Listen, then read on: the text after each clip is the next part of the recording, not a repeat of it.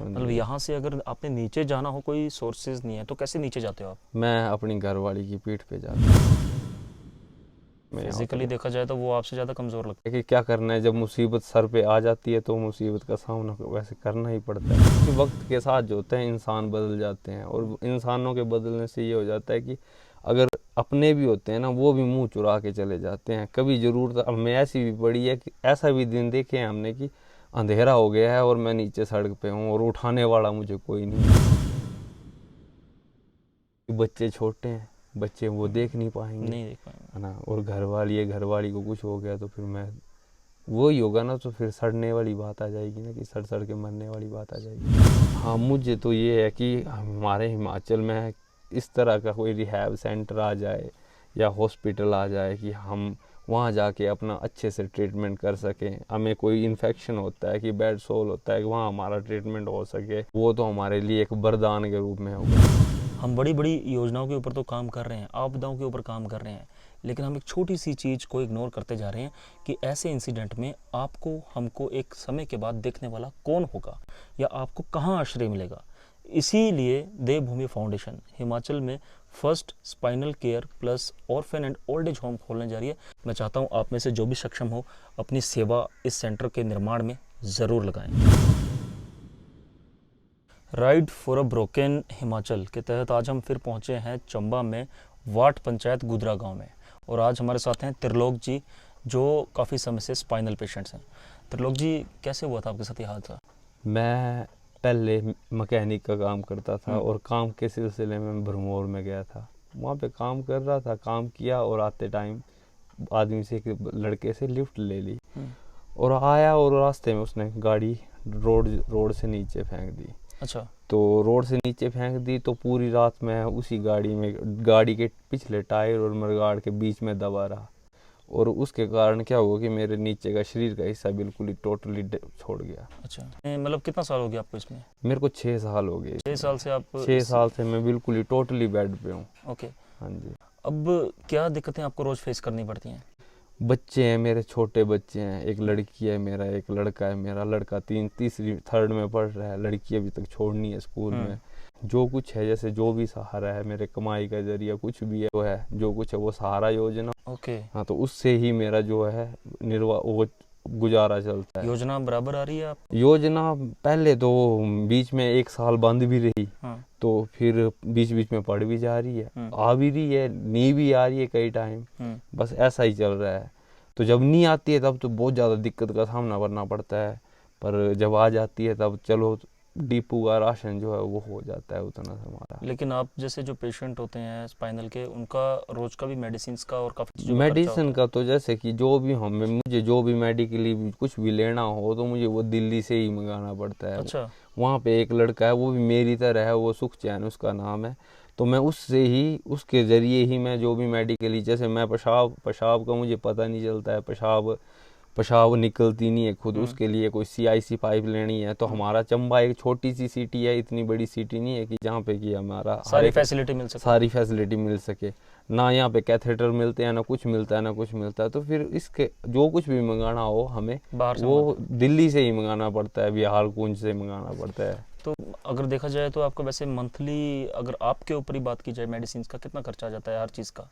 Medicine का ही मेरे पे आ जाता है 2000 से 2500 रुपये तक। तो जैसे अगर कोई और बीमारी ना लगे, तो अगर इन्फेक्शन ना हो, इन्फेक्शन ना हो, तो अगर कुछ बुखार आ गया या कुछ हो गया, तो गाड़ी का ही यहाँ से चंबा तक जाने, मेन हॉस्पिटल तक जाने का ही 1000-1500 रुपये लग जाता है एक साइड का। गाड़ी का तो चलो बड़ी दूर की बात है। मैंने त्रिलोक जी एक चीज़ देखी है कि आपका जो घर है काफ़ी हाई लोकेशन पे है। मतलब यहाँ से अगर आपने नीचे जाना हो, कोई सोर्सेज नहीं है, तो कैसे नीचे जाते हो आप? मैं अपनी घरवाली की पीठ पे जाता हूँ। आपकी वाइफ की पीठ पे? मैं जो कुछ है अपनी मेरी घरवाली की, क्योंकि वक्त के साथ जो होते हैं इंसान बदल जाते हैं, और इंसानों के बदलने से ये हो जाता है कि अगर अपने भी होते हैं ना, वो भी मुंह चुरा के चले जाते हैं। कभी ज़रूरत अब में ऐसी भी पड़ी है कि ऐसा भी दिन देखे हैं हमने कि अंधेरा हो गया है और मैं नीचे सड़क पे हूँ और उठाने वाला मुझे कोई नहीं है।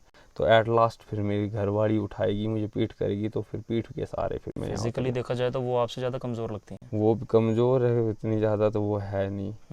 तो पर ये है कि क्या करना है, जब मुसीबत सर पे आ जाती है तो मुसीबत का सामना वैसे करना ही पड़ता है। मतलब आपने एक्सीडेंट के बाद काफ़ी चीज़ें बदलती देखी हैं। बदलती तो काफ़ी देखे हैं, इंसानों को, अपने रिश्तेदारों को बदलते देखा है कि रिश्तेदार भी मुंह फेर के चले जाते थे। त्रिलोक जी, मुझे बताइए, आप जैसे आप व्हील चेयर पे हैं, काफ़ी पेशेंट हैं, जी। मतलब इस इंसिडेंट के बाद काफ़ी मुश्किल हो जाता है सरवाइव करना। हम्म। तो अगर भगवान ना करे इन केस कोई इन्फेक्शन हो जाए, कोई ब्लड सोर या कुछ हो जाए, तो आप लोगों को फिर कैसे उससे रिकवर करना पड़ता है या कहाँ इलाज कराते हैं आप? अगर हमें कोई इन्फेक्शन हो जाए या कुछ हो जाए, कुछ बड़ा हो जाए, पहली बात, एक तो हमारे पास फाइनेंशियली दिक्कत आ जाती है, हम जा नहीं पाते हैं। अगर किसी से उधार लेके या कुछ चीज़ें अपनी बेच के हम जाते भी हैं तो हमें या चंडीगढ़ जाना पड़ेगा या फिर दिल्ली जाना पड़ेगा, या किसी को कुछ चीज़ गिरवी रख के या दे के तभी जा पाएंगे। इस तरह तो हम नहीं जा पाएंगे। तो आपको अपना कुछ ना कुछ या तो गिरवी रखना पड़ेगा या फिर या किसी से कुछ उधार लेना पड़ेगा। उधार लेना पड़ेगा, सबसे बड़ी बात है। उधार चुकाओगे उधार कैसे? उधार देने में लोग देंगे नहीं, पहली बात तो ये पता है। है कि ये चुका नहीं हाँ, पाएगा। चुका नहीं पाएगा, तो फिर है कि कुछ सामान अपना कुछ दे दिया और ले लिया और चले गए। इस तरह ट्रीटमेंट वगैरह। आपको नहीं लगता कि हमें हिमाचल में कोई ऐसा सेंटर होना चाहिए था, या सिस्टम को या लोगों को मिलकर ऐसी चीज़? हाँ, मुझे तो ये है कि हमारे हिमाचल में इस तरह का कोई रिहैब सेंटर आ जाए या हॉस्पिटल आ जाए कि हम वहाँ जाके अपना अच्छे से ट्रीटमेंट कर सकें। हमें कोई इन्फेक्शन होता है कि बेड सोल होता है कि वहाँ हमारा ट्रीटमेंट हो सके, तो हम वहाँ जा सकें, तो वो तो हमारे लिए एक वरदान के रूप में होगा कि हम किसी अच्छी जगह पहुँच गए। क्योंकि हमारा जो चंबा मेडिकल हॉस्पिटल है वो इतना नहीं है कामयाब नहीं, सक्सेसफुल नहीं है। अगर हमें बुखार भी हो जाए, टाइफाइड भी हो जाता है, बुखार भी थोड़ा ज़्यादा हो जाए तो हमें टांडा रेफर कर दिया जाता अच्छा। है। हाँ, कि मतलब थोड़ा ज़्यादा बुखार हो गया तो यहाँ इनके पास उसके लिए भी इलाज नहीं है, तो हमारा तो स्पाइन कोड का तो काफ़ी दूर की बात है। एक और चीज़ है कि जैसे एक समय आता है हर किसी की लाइफ में, कभी भी आ सकता है कि मतलब एक समय के बाद स्पाइनल पेशेंट है जो कुर्सी पे हैं, उनको देखने वाला कोई नहीं रहता। तो ऐसे में मतलब वो अकेला कैसे सरवाइव कर पाएगा? समय की तो बात ऐसी है ना कि मेरी भी घरवाली है, वही मेरा साथ देती है। अगर मेरी भगवान ना करे, कुछ ऐसा, खुदा ना खालसा, कुछ ना, भगवान ना करे, कुछ ऐसा हो जाए तो मुझे भी संभालने के लिए कोई नहीं बचेगा। औरों को तो क्या बोलना है मैंने कि किसी को औरों को होगा कि ऐसा होगा, मेरे साथ भी ऐसा हो सकता है कि मुझे संभालने वाला कोई नहीं रहेगा। क्योंकि बच्चे छोटे हैं, बच्चे वो देख नहीं पाएंगे, है ना। और घरवाली को कुछ हो गया तो फिर मैं वही होगा ना, तो फिर सड़ने वाली बात आ जाएगी ना, कि सड़ के मरने वाली बात आ जाएगी। यही बात मैं आप सबको समझाना चाहता हूँ कि इस चीज़ को हम और हमारा समाज बहुत अच्छी तरह से इग्नोर कर रहा है कि ऐसे लोगों की स्थिति कभी भी और बिगड़ सकती है, या फिर हम में, आप में से किसी को भी कोई भी स्थिति में आ सकता है।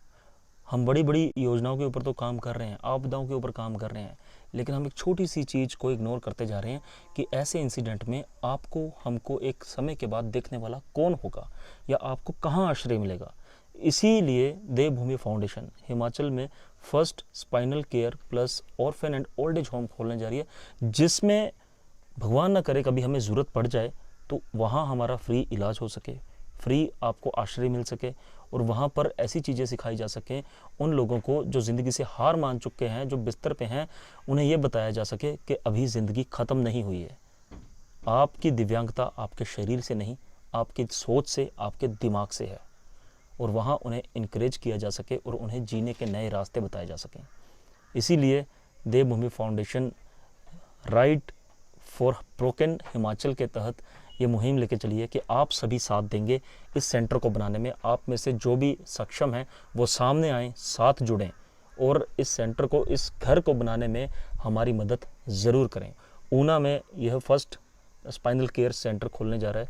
मैं चाहता हूँ आप में से जो भी सक्षम हो अपनी सेवा इस सेंटर के निर्माण में ज़रूर लगाएं। और एक बात मेरी हमेशा याद रखिए, इंसानियत से बड़ा कोई धर्म नहीं, सेवा से बड़ा कोई कर्म नहीं। जय हिंद।